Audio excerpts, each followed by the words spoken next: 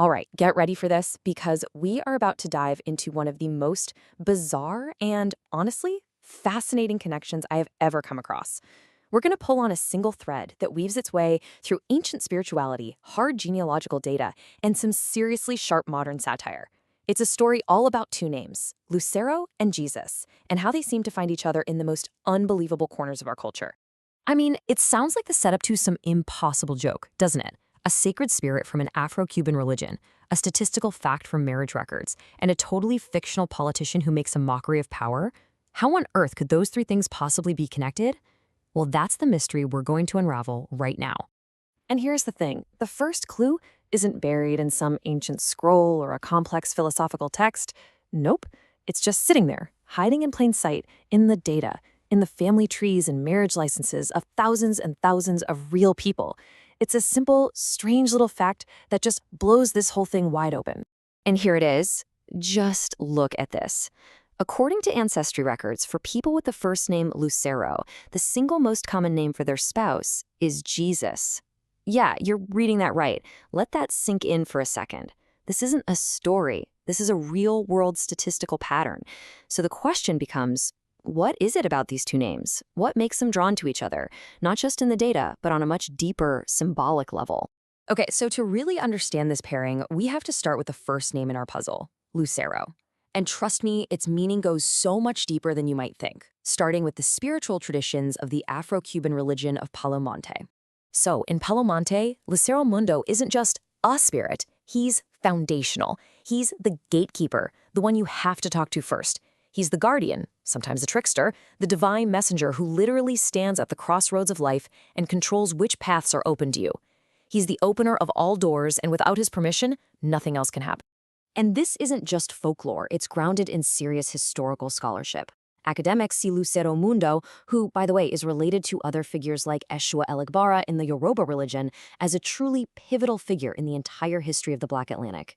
He represents potential, communication, the very essence of possibility itself.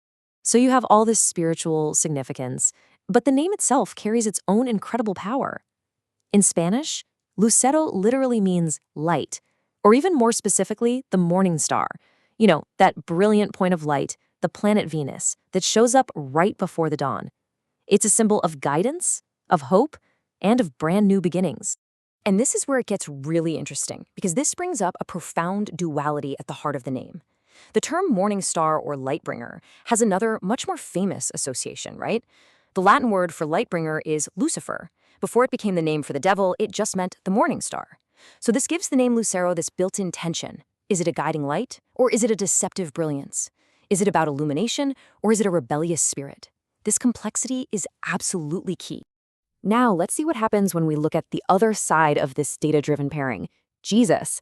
And to be clear, for what we're talking about here, we aren't digging into theology. We're looking at the name Jesus as a powerful cultural symbol, an archetype that echoes way beyond any one religion.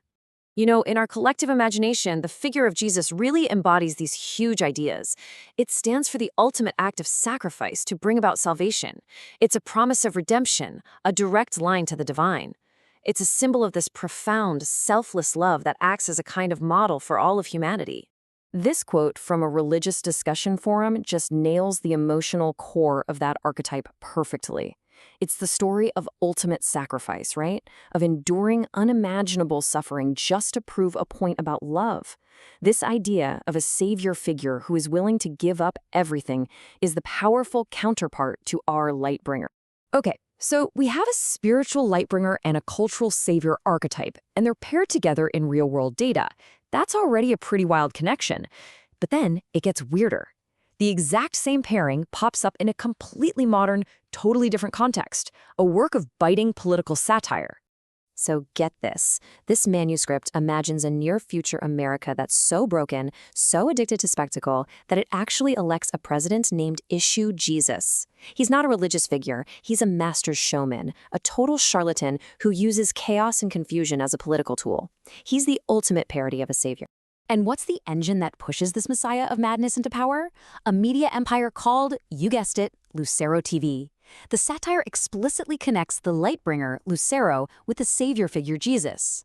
Only in this version, the light is just the blinding glare of the 24-hour news cycle, and salvation is just the next episode of political reality show. And the craziest part? The author had no idea about the genealogical data. It's a completely unconscious echo. This brings us to this just incredible juxtaposition.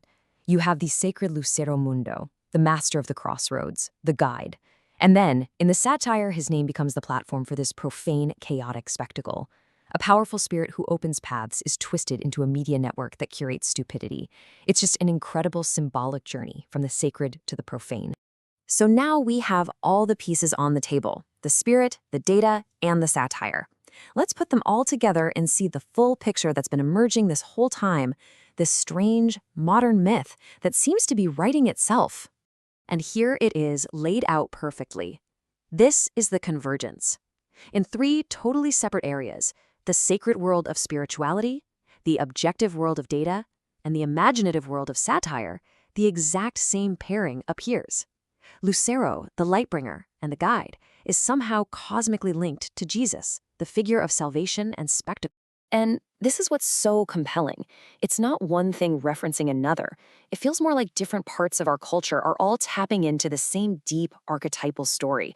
This idea that the one who illuminates the path is somehow intrinsically connected to the one who offers salvation, for better or for worse. So that's the question I really want to leave you with. Is this all just a mind-bending series of coincidences, a fluke, or is there a kind of cultural memory at work here, a mythic pattern that just keeps reemerging in our data, our beliefs, and even in our jokes?